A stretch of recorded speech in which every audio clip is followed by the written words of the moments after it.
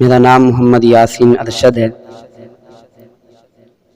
میرے والد محترم مولانا محمد ارشد صاحب الحمدللہ استاذ الاساتذہ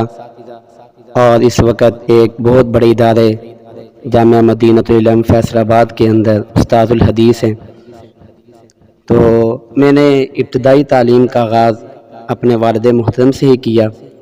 اس وقت چونکہ وہ دارالعلوم فیصل آباد رئیس المبلغین مولانا مفتی زین العابدین رحمۃ اللہ علیہ کے ادارے میں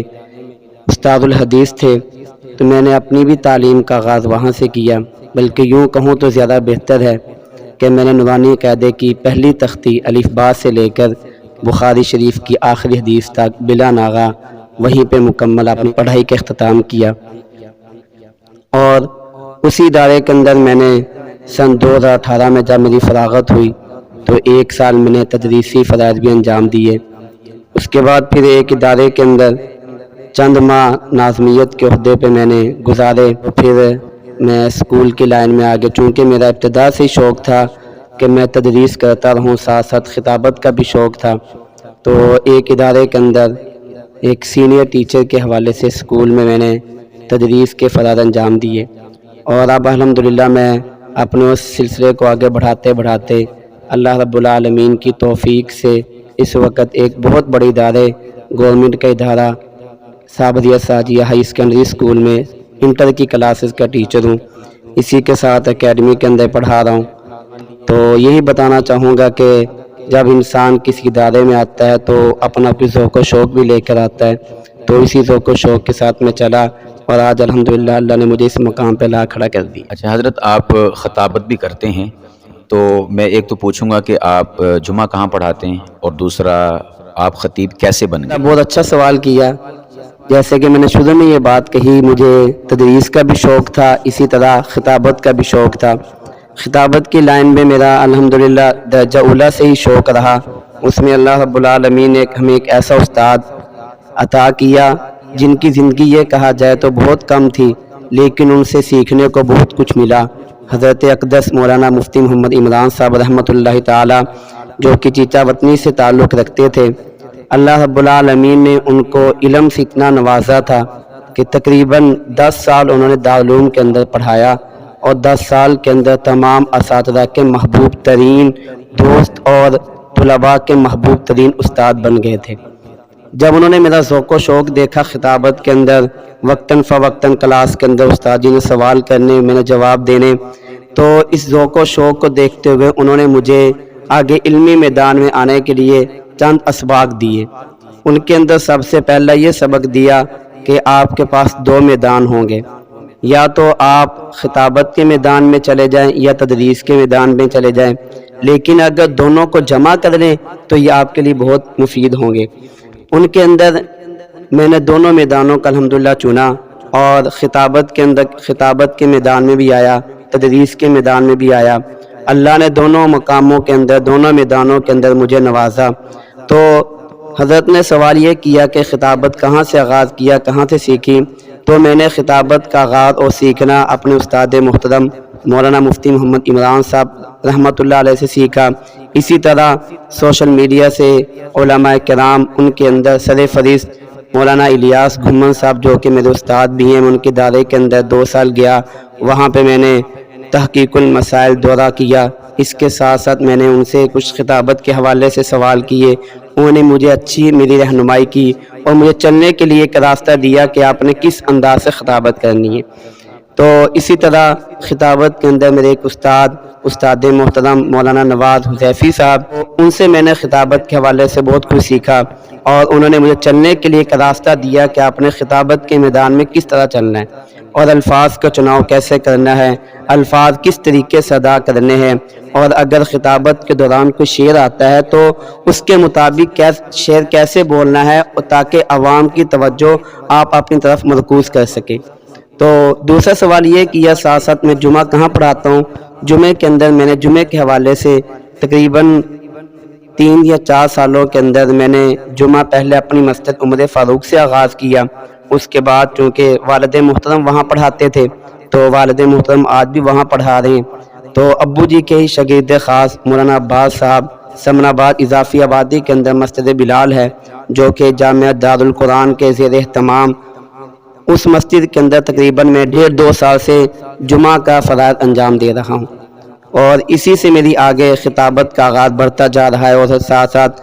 جو میرا زیادہ شوق ہے وہ نقابت کے اندر بھی ہے۔ اکثر میں جلسوں میں جو جاتا ہوں وہ نقابت کے لیے ہی جاتا ہوں۔ پوچھنا یہ چاہوں گا کہ آپ خطبات سے مطالعہ کر کے جمعہ پڑھاتے ہیں، یا اس کے علاوہ جو کتابیں ہیں، ہمارا بنیادی جو سورس ہے علم کا، نالج کا، مصدر اور منابع کہلاتی ہیں، ان کتابوں سے مطالعہ کر کے جمعہ کا بیان کرتے ہیں؟ یعنی تیاری کا طریقہ کار کیا ہے؟ آیا خطبات سے تیاری کر کے جمعہ پڑھاتے ہیں یا اس کے علاوہ خود سے تیاری کرتے ہیں؟ بڑا اہم سوال کیا مفتی صاحب نے۔ میرا الحمدللہ مطالعہ کے اندر دونوں شوق ہیں، خطابت کے اندر خطبہ کے جو خطبات ہیں وہاں سے بھی مطالعہ کرتا ہوں، اور عقائد علماء دیوبند اہل سنت کی جو کتابیں ہیں ان سے مطالعہ کرتا ہوں۔ بس اوقات میں ایک مضمون تیار کرتا ہوں، مضمون کے حوالے سے مکمل مضمون میں اس کو ذہن میں بناتا ہوں، اور بنا کر اس کے اندر مجھے کوئی اشکال ہوتا ہے یا کوئی ایسی بات آ جاتی ہے تو میں بس اوقات نیٹ پہ بھی سرچ کر لیتا ہوں، اور کتابوں کے اندر بھی مفتی تقی عثمانی صاحب کی یا اسی طرح ہمارے دیوبند کی کچھ کتابیں جو ان کا میں مطالعہ ذرا رکھتا ہوں۔ اور اس کے ساتھ ساتھ میں ایک بات یہ بتاتا چلوں، میرا مطالعے کے اندر الحمدللہ بڑا اپنا ذاتی ذوق ہے، اور میں جہاں بھی جاتا ہوں، جس استاد کے پاس یا جس مجلس میں جاتا ہوں یا کسی لائبریری میں جاتا ہوں، وہاں جا کر میرا شوق یہی ہوتا ہے کہ میں پہلے جو نئی کتابیں ان کو دیکھوں، وہ کتابیں اپنے مسلک کے بھی دیکھتا ہوں، غیروں کے مسلک کے بھی دیکھتا ہوں، تاکہ میرے علم کے اندر بھی اضافہ ہو۔ اور اگر چونکہ میرا یہ شعبہ امامت کا بھی ہے، خطابت کا بھی ہے، اور ساتھ ساتھ میں ایک اسکول ٹیچر بھی ہوں، تو سوال کرنے والے بڑے احسن انداز میں بسا اوقات برے انداز میں بھی سوال کرتے ہیں، تاکہ ان کو انہی کے سوال کے جواب کے مطابق ان کو جواب دیا جائے سوال کے مطابق۔ اور بسا اوقات سوال مسلک کے مطابق بھی ہوتا ہے، غیر مسلک بھی ہوتا ہے، تو ان کو کوشش یہی ہوتی ہے کہ دلائل کے ساتھ جواب دیا جائے۔ تو میرا مطالعے کے اندر دونوں شوق ہے، میں خطبہ کے ان کے خطبات سے بھی کرتا ہوں، اور عقائد اہل سنت کی کتابوں سے مطالعہ کرتا ہوں۔ باقی جو خارجی کتابیں ہیں اسکول وغیرہ کی یا باقی کالج وغیرہ کی اردو کے متعلق، اور بسا اوقات میرا یہ بھی شوق ہوتا ہے کہ میرے پاس انگلش کی کتابیں موجود ہیں، ان کے اندر بھی کوئی ایسی بات مجھے مل جائے تو اس کی تحقیق بھی کر کے کتابوں کے اندر یا اساتذہ سے پوچھ کر اس کو بیان کر دیتا ہوں۔ مدارس میں یہ ہوتا ہے کہ اساتذہ طلباء کو خارجی مطالعے سے منع کرتے ہیں، یعنی وہ کہتے ہیں کہ صرف جو درسی کتابیں ہیں نا ان کا مطالعہ کرو، اس کے علاوہ کسی اور کتاب کا مطالعہ نہ کرو۔ تو اس حوالے سے آپ کیا کہنا چاہیں گے کہ طلباء کو خارجی کتابوں کا مطالعہ کرنا چاہیے یا نہیں، اور اگر کرنا چاہیے تو کس حد تک کرنا چاہیے؟ یہ بھی سوال بڑا عمدہ کیا مفتی صاحب نے۔ اس کا میں آغاز جواب کا اپنے استاد محترم کی قول سے کروں گا، جنہوں نے مجھے خطابت کے میدان میں لگایا، مولانا مفتی محمد عمران صاحب رحمۃ اللہ علیہ۔ وہ فرمایا کرتے تھے کہ آپ حضرات خارجی کتابوں کا مطالعہ کریں، لیکن اس کے لیے کہتے تھے جو آپ کا سبق کے اوقات ہیں یا جو آپ کے پڑھائی کے اوقات ہیں، ان اوقات کے علاوہ آپ ان کے لیے خارجی وقت کے اندر جو آپ کھیل وغیرہ میں یا ویسے فضولیات میں گزارتے ہیں، ان کے لیے خارجی مطالعے کے لیے ان اوقات میں سے کچھ وقت نکالیں۔ کیوں؟ اس لیے کہ ہم